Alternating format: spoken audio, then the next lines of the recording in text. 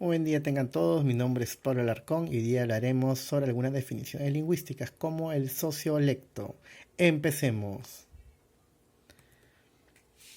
La variación diastrástica.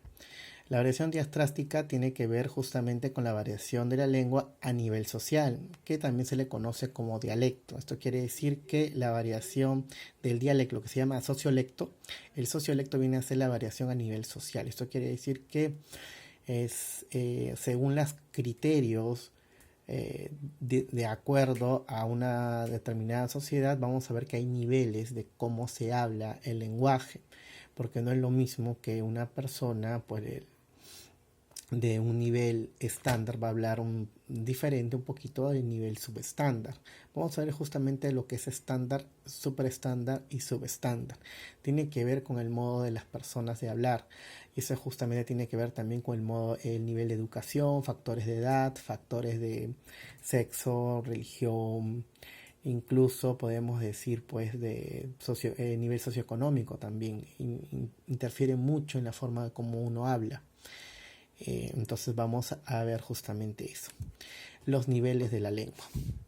Los niveles de la lengua tiene que ver justamente al registro lingüístico que se presente y que puede variar de acuerdo a las circunstancias también. O sea, no quiere decir que solamente los ricos van a hablar de una determinada manera, los pobres de una determinada manera. No, tiene que ver justamente con el nivel social en el que sea, porque el hombre, el ser humano es muy social. Entonces, al momento, la circunstancia en la que se encuentra, pues hablar de una determinada manera. Y para eso existen los niveles. Vamos a ver el nivel superestándar. Corresponde a la lengua literaria empleada por los eruditos, científicos y literatos. Es un lenguaje un poco más, digamos, un nivel mayor, un nivel superior. O sea, quiere decir que se van a utilizar palabras muy rebuscadas, palabras que así nomás no se existen, pero que son de uso muy, muy culto, por ahí decirlo, demasiado culto. O sea, esto quiere decir que es utilizado pues por personas muy de elevado conocimiento, ¿no? Que saben bastante de definiciones y conocen muchas palabras, ¿no? Por ejemplo, testa. ¿Testa? ¿Qué cosa es testa? Pues testa es cabeza, pero estoy hablando de una manera un poco más erudita, ¿no? Es el nivel super estándar, el lenguaje literario. Sobre todo se utiliza mucho en la literatura, bastante utiliza. Bien, vamos a ver el nivel estándar. Tenemos dos tipos de lenguas acá. La lengua culta. La lengua culta viene a ser la norma. La norma lo que nos permite que todos los hablantes de una misma comunidad podamos entendernos. Esto quiere decir que la lengua culta es la lengua más estándar, por así decirlo, porque permite que todos los dialectos, que ya sabemos que es un dialecto, se puedan entender. O sea, eso quiere decir que yo puedo leer un libro de una persona que ha escrito en, bueno, un escritor cubano, lo puedo leer. ¿Por qué? Porque yo soy peruano, pero puedo leer a un escritor cubano, porque lo he escrito en lengua culta, o sea, todos lo podemos entender. La lengua culta es lo que nos da, digamos, hegemonía, por así decirlo, a la lengua. Es un estándar, un nivel estándar para todo. Una exposición lo voy a hacer en lengua culta, no lo voy a hacer en una lengua, digamos, popular, por así decirlo, una lengua muy elevado, ¿no? Como el nivel super estándar. No, es un nivel que nos permite que a todos nos podemos relacionar. Muy bien, en la lengua coloquial es una lengua de uso familiar. Utilizamos entre familia, bueno, también entre amigos y entre personas que tenemos más confianza. Es una lengua pues que se usa de uso muy, y no es muy parametrado, no es muy rígida, y es una lengua de uso común, por así decirlo, ¿no? Que lo usamos bastante. Ahora sí, el nivel subestándar es un nivel que pues se utiliza acá. Hay dos tipos de lengua, la lengua popular y la lengua vulgar. Vamos a diferenciarla una de la otra. La lengua popular corresponde pues a muchos con la lengua de la jerga, ¿no? La jerga limeña, el argot, ¿no? Que se utiliza bastante en las calles, en los barrios, ¿no? Que también se puede por ahí, ¿no? Utilizar en algunas circunstancias. No quiere decir que yo solamente voy a escribir solamente o voy a hablar solamente en lengua culta o lengua o la lengua familiar, ¿no? Coloquial, no. La verdadera persona que sabe bastante, que conoce la lengua, pues debe manejarse en todos los niveles, no solamente en el nivel estándar y superestándar, sino también el subestándar, sobre todo en la lengua popular. Ahora, la lengua vulgar sí es una lengua pues de uso muy grosero. Acá hasta los tacos, los términos soeces y lo que corresponde a la replana. ¿Y qué es la replana? La replana viene a ser el lenguaje que utilizan las personas del mal vivir, los delincuentes. Las personas son un grupo muy cerrado, es un grupo que pues como lo acabo de decir son utilizados por personas del mal vivir, ¿no? Personas delincuentes, personas que se dedican a delinquir. Bueno, esos son los tres niveles de lenguaje que podemos ver en el sociolecto. Notas, algunas notas que vamos a considerar también para tener muy bien claro todas estas definiciones. Tenemos el registro lingüístico. ¿Qué es el registro lingüístico? Se denomina registro lingüístico a las variedades que ofrece la lengua y que cada emisor selecciona con la finalidad de adaptarse a la situación comunicativa correspondiente. Son las denominadas variedades sociales de la lengua y su uso depende del nivel socioeconómico del hablante, de la edad, de la actividad profesional realizada o el grado de instrucción recibida. Eso se llama registro lingüístico. Si tu registro es muy pobre es porque no has leído mucho. Si lees más, pues vas a tener un mayor registro. Muy bien. Y eso también corresponde también a situaciones pues de edad, ¿no? Un niño no va a hablar igual que un anciano, ¿no? Por cuestiones de sexo también. Un hombre y una mujer van a tener ciertos criterios para hablar. Un hombre es muy poco probable que diga, ay, qué regio, ¿no? Cosa que las mujeres podrían decirlo más. Entonces ahí vemos también estándares, ¿no? A nivel de sexo, a nivel de educación, ¿no? De instrucción, de grado de instrucción, ¿no? Un escolar pues no va a hablar igual que un doctor, ¿no? O un magíster, ¿no? Entonces así vamos a ver lo que se llama el registro lingüístico y eso se da en todas las lenguas. Muy bien, la variación diafásica corresponde a la variación de la lengua de manera personal, es decir, al habla individual.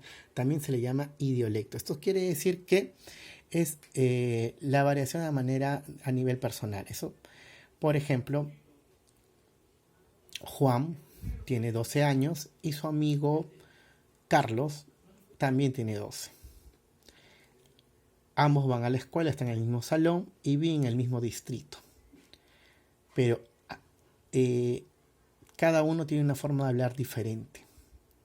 Y esto quiere decir, ¿por qué? Porque yo lo puedo distinguir porque la forma de hablar de Juan es diferente a la forma de hablar de Carlos. Por esta razón, porque cada uno manifiesta una forma de hablar que lo puedo diferenciar del resto. A esto se llama la variación diafásica, porque corresponde a un plano individual o también conocida como idiolecto. Muy bien, vamos con la jerga.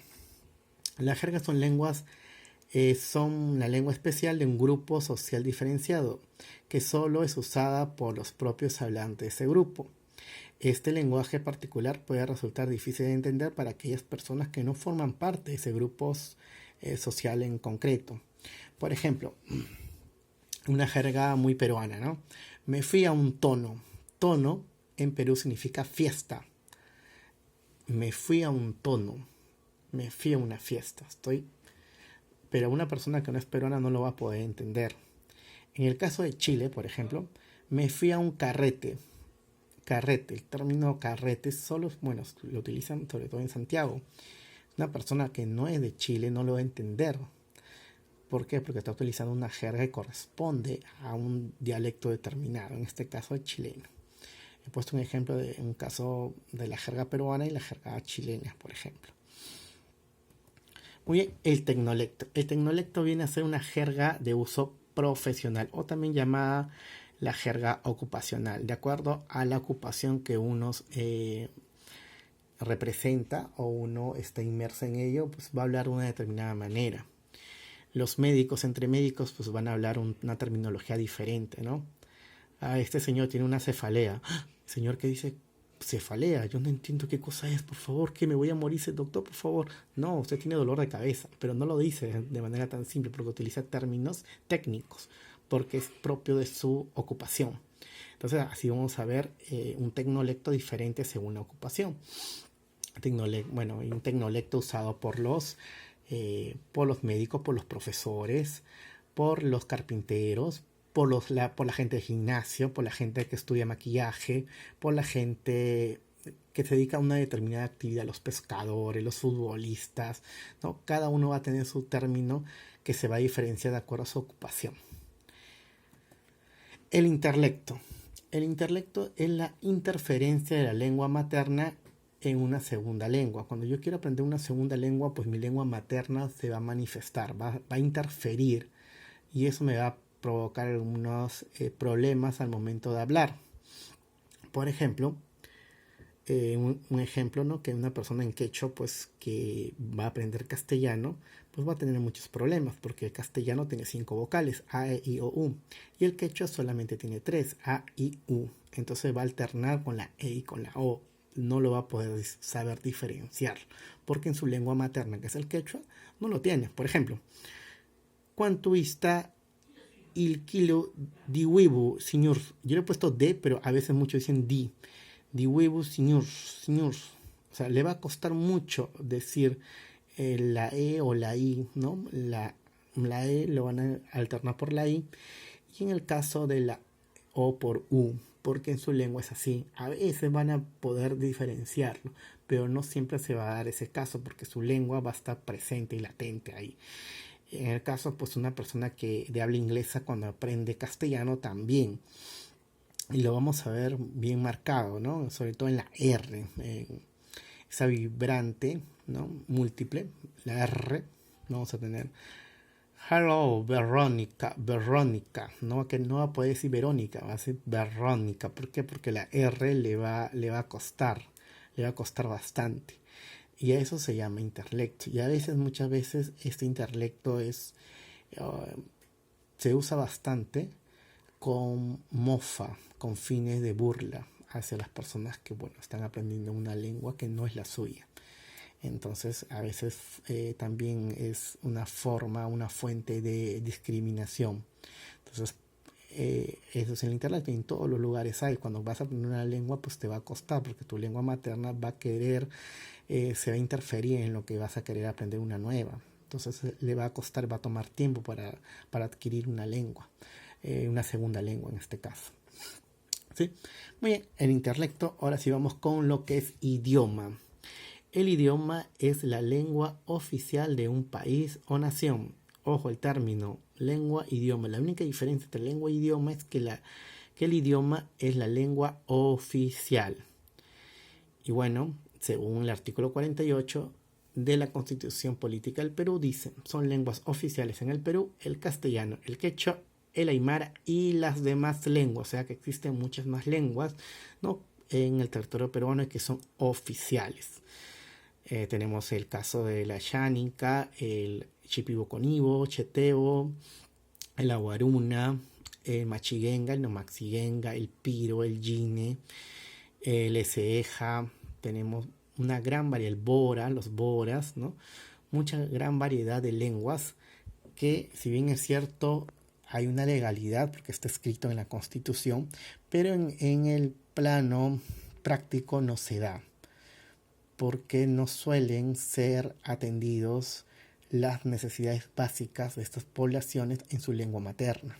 Tienen que hacerlo en castellano, y esto es una gran pena, que a pesar que esté normalizada en la Constitución, muchas de estas lenguas amerindias, lenguas originarias del Perú, pues sean minimizadas y todo tenga que ser en castellano.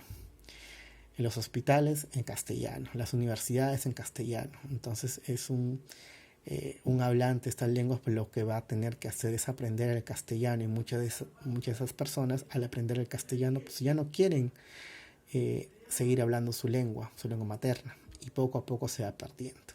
Es una triste realidad que sucede en nuestro país por la falta de políticas en educación bilingüe intercultural, y que al final de todo, pues el hablante es el que tiene y toma la última decisión. Muy bien, eso ha sido todo por el día de hoy. Nos vemos la próxima clase.